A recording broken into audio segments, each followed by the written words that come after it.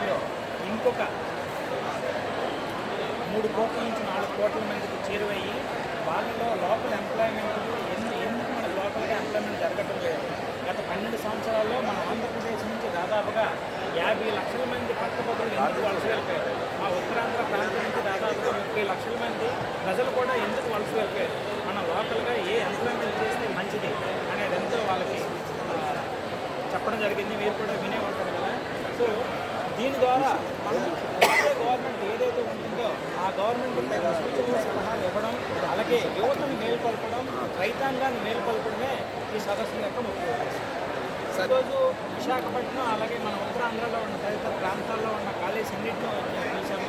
Vignan university వచ్చింది, గీతం university వాళ్ళు వచ్చారు, అలాగే లండి ఇన్స్టిట్యూట్ ఆఫ్ టెక్నాలజీ వాళ్ళు వచ్చారు, డీవీటీ కాలేజ్ వాళ్ళు వచ్చారు, చుట్టుపక్కల ఉన్న engineering college Srinivasarao college of pharmacy, Raghu engineering college, almost మర్చిపోకుండా చాలా కాలేజ్ వాళ్ళు వచ్చారు. ఫైనల్గా ఒక్క విషయం చెప్పండి, రాజకీయ అరంగేట్రం చేసే ఆలోచన ఏమైనా ఉందా? డెఫినెట్గా అవకాశం నాకు తెలిసే అవకాశం వస్తుంది.